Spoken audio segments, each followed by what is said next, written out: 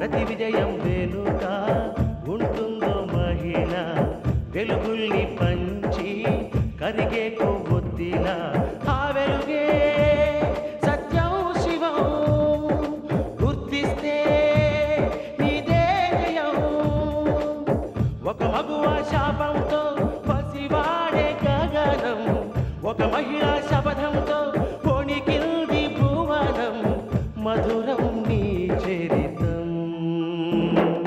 ఓ మగువా జయీ భవ ఓ మహిళా విజయీ భవ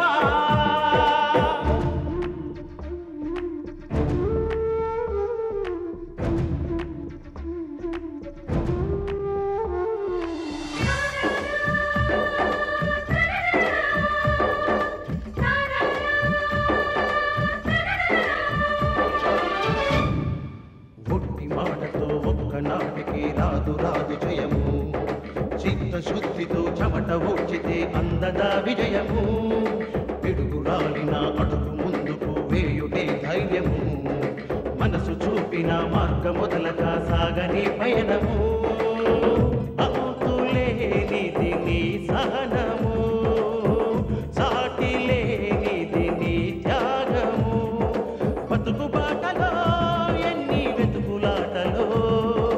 మలుపు మలుపున ఎన్ని ఆటుపోటులో గెలుపే నీ ధ్యేయం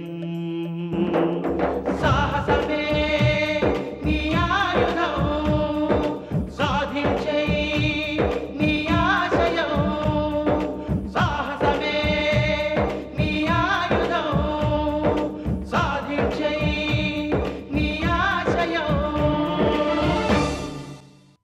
అరెస్ట్ చేసి ఊరుకున్నారా ఒళ్ళంతా కుళ్ళబొడిచారు హంతకుడు ఫోటో చేతికొచ్చింది ఇక వీడు దొరకడమే తరువాయి వీడు ద్వారా అసలు హంతకుడు ఎవరో తెలుస్తుంది మా కాలంలో ఆడవాళ్లకి చదువులెందుకు అనుకునేవాళ్ళం అనిత చదువుకోబట్టే ఇవాళ హంతకుడి జాడ పసిగట్టగలిగింది ఇంటి కోడళ్ళ ముగ్గురులోనూ చిన్నదానివైనా చాలా మంచి పని చేసావా అనిత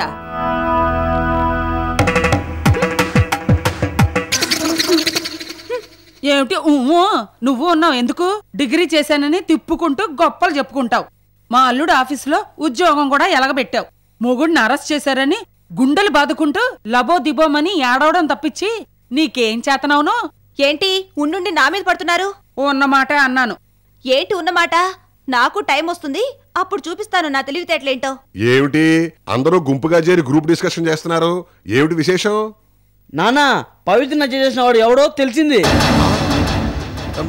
ఎవర్రా ఇదిగో వీడే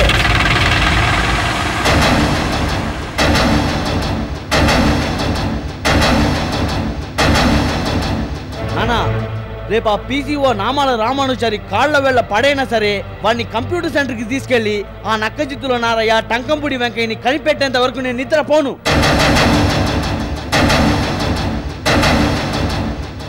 మర్డర్ చేసింది నువ్వే అన్నట్టు అలా బిగుసుకుపోయావేంట్రా నీ బూతుకొచ్చి ఫోన్ చేసిన వ్యక్తి ఈ ఫోటోలో ఉన్న వ్యక్తి ఒకరా కాదా అతను ఒకటి కాదండి అతను వేరేవాడు సార్ ఇక్కడి నుంచి ఫోన్ చేసిన వ్యక్తి గురించి చెప్పమంటే ఇతను చెప్పనన్నాడు కంప్యూటర్ సెంటర్కి రానన్నాడు ఏ నామాలు ఎందుకు రానన్నావు మా ఇన్వెస్టిగేషన్లో ఎప్పుడు ఎక్కడికి రావాలన్నా వచ్చి తీరాలి షాపు వదిలి బయటికి వెళ్తే మా ఓనర్ తిడతాడు సార్ నేను చెప్పానని చెప్పి ఈ మేడం పిలిచిన వెంటనే కంప్యూటర్ సెంటర్కి వెళ్ళు నువ్వు చూసిన వ్యక్తి రూపురేఖలు ఆనవాళ్లు ఏది దాచకుండా చెప్పాలి అర్థమైందా అలాగే సార్ ఆ ఇందు ఆ ఫోన్ చేసిన వ్యక్తిని అనిత సహాయంతో కంప్యూటర్ ద్వారా కనిపెట్టడానికి ప్రయత్నించి అలాగే సార్ నామాల బాబు రేపు ఉదయం 9 గంటలకు వస్తాను రెడీగా ఉండు అలాగే మేడం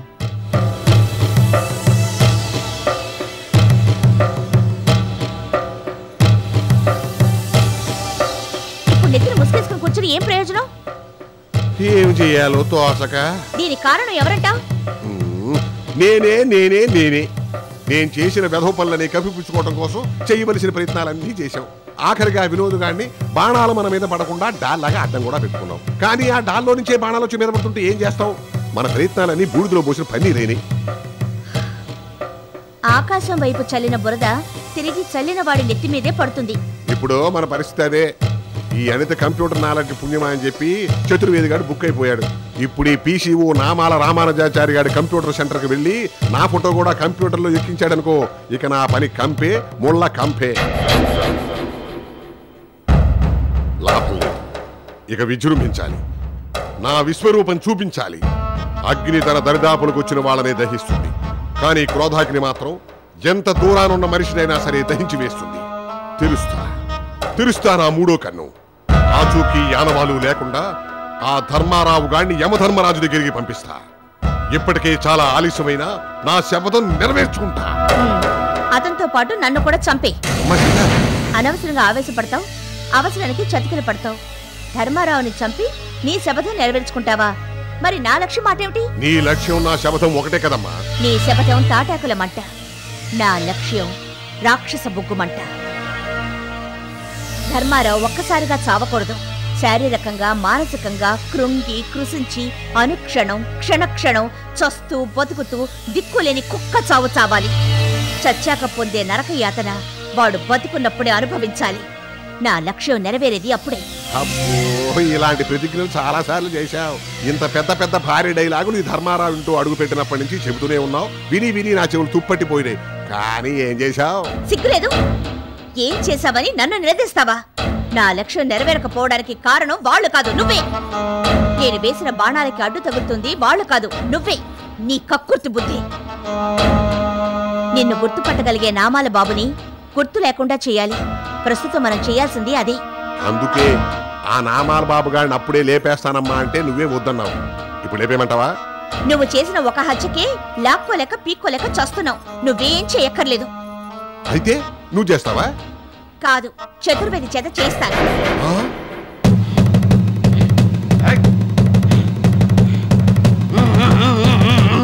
ఇందు, అనిత, త్వరగా రండి.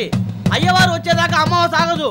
మనం కానీ లేట్ చేస్తే ఆ నామాల బాబు మనకి నామాలు పెట్టగలడు. త్వరగా రండి. ఇదిగో వస్తున్నాం. ఇంకా ముస్తాబోలేదా? ఇదేంటి, పెళ్లికో పేరంటానికో వెళ్ళేలాగా ముస్తాబోయారు? సరే సరే రండి, ఆలస్యం అవుతుంది.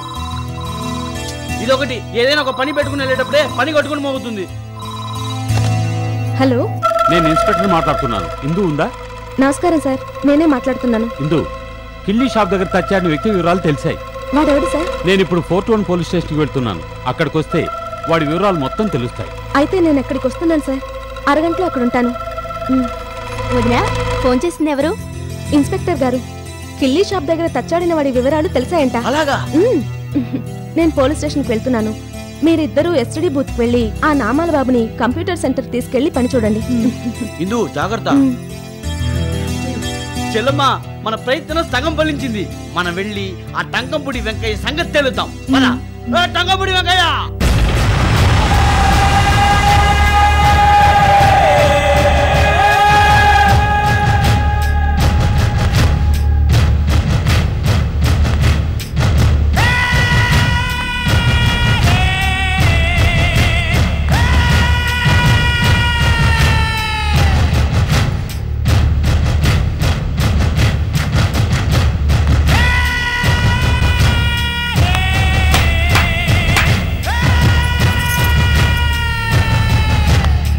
ఏంటి, తండ్రి కూతుళ్ళిద్దరు కట్టకట్టుకుని వచ్చారు?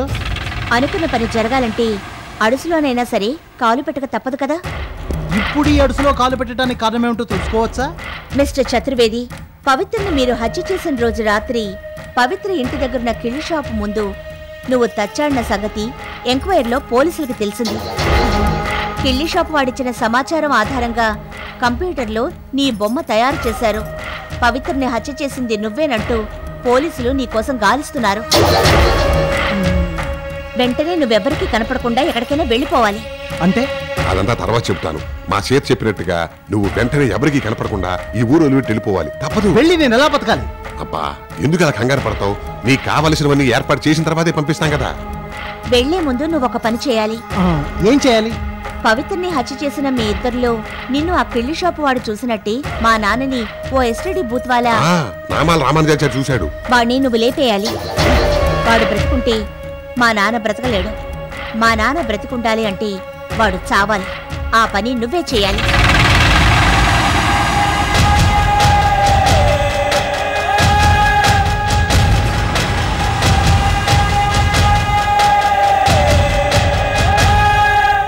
సార్, మీరు జెరాక్స్ పంపించిన ఫోటోలో ఉన్న వ్యక్తి పేరు చతుర్వేది.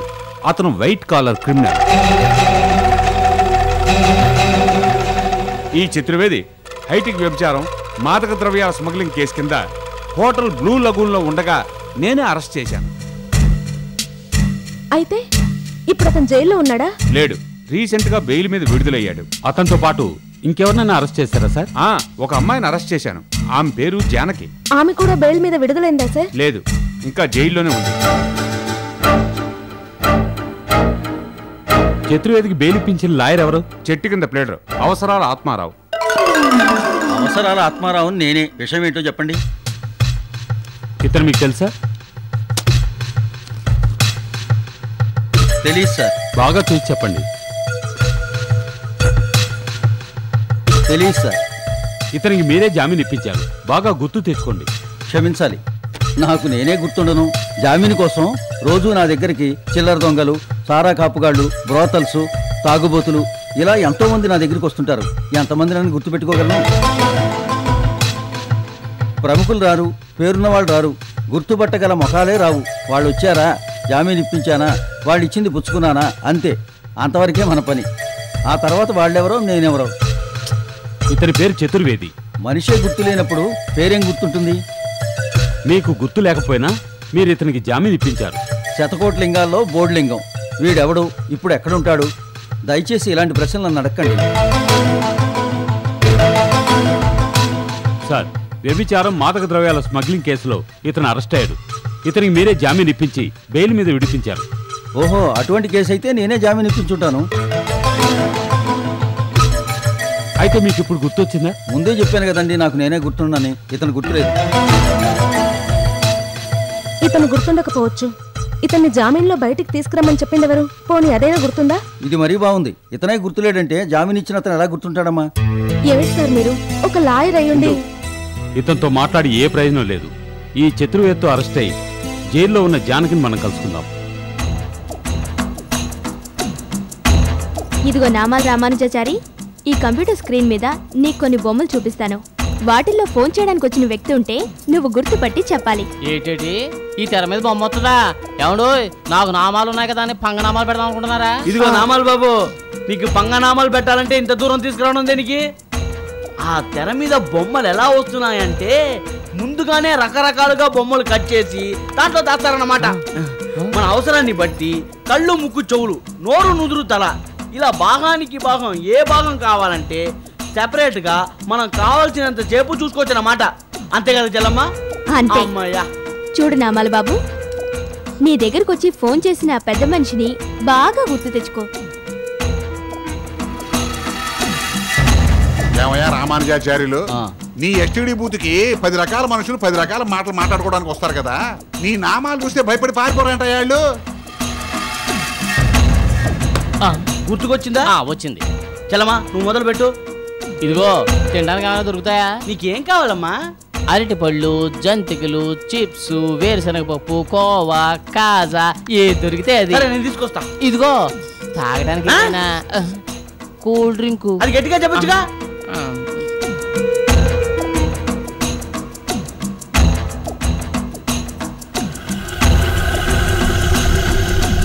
ఈ కళ్ళు ఆ కళ్ళేనా? ఈ కళ్ళు కావు, అవి సొట్టకళ్ళు.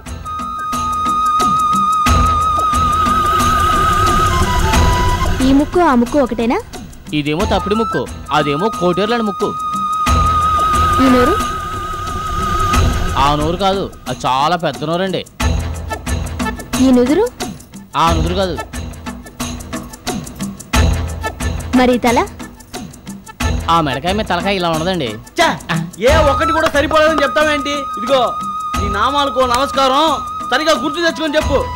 అన్నయ్య, విసుక్కుంటే పనులు కావు, కాస్త ఓపిక పట్టాలి. మరి పట్టగా తప్పుతుందా? ఇదిగో, బాగా తిను. జానకి,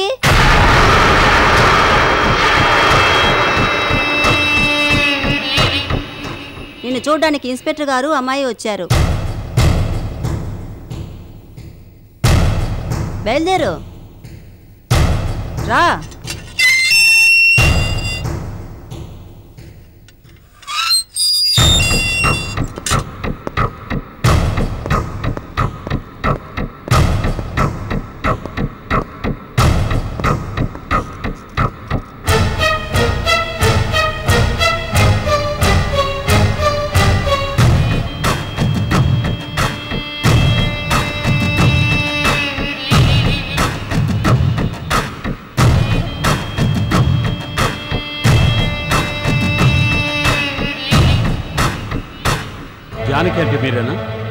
అవును, నాతో మీకేం పని? ఇదిగో ఈ కంప్యూటర్ డిజైన్ చూడండి.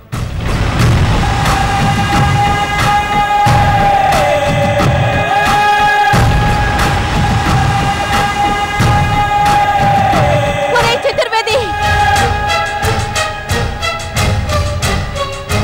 చతుర్వేది! కూల్ డౌన్, ఆవేశపడకండి. వీడు నాకు చేసిన ద్రోహానికి ఆవేశపడ్డం కాదు ఇన్స్పెక్టర్, మర్డర్ చేయాలి. నన్ను నమ్మించి లేనిపోని ఆశలు కల్పించి అన్ని విధాలా సర్వనాశనం చేసి రాస్కెల్ వీడు. నేనిలా జైలు పాలు కావడానికి కారణం వీడే. వీడెక్కడున్నాడు సార్? ఎక్కడున్నాడు సార్? చెప్పండి. ఆ తర్వాత చెప్తాను గానీ ఇతను మీకు ఎలా తెలుసు? లక్ష్మీ ఫైనాన్స్ ఎండి జయకృష్ణ నా ఫ్రెండ్. మేమిద్దరం చాలా క్లోజ్గా మూవ్ అయ్యేవాళ్ళం. అది వీడు పసిగట్టినట్టున్నాడు. ప్రొడ్యూసర్గా నాకు పరిచయం అయ్యాడు. నన్ను నా అందచందాలను పొగిడి తను ప్రొడ్యూస్ చేసే సినిమాలో హీరోయిన్ ఛాన్స్ ఇస్తానని చెప్పాడు. నటి కావాలనుకున్న నా వీక్నెస్ను వీడు ఎక్స్ప్లాయిట్ చేశాడు. వీడి మాటలు విని నేను ఆశపడ్డాను. అనుకున్న సమయానికి ఫైనాన్స్ అందకుండా పోయింది. ఎవరి చేతనైనా తన సినిమాకు ఫైనాన్స్ చేయించమని నన్ను రిక్వెస్ట్ చేశాడు.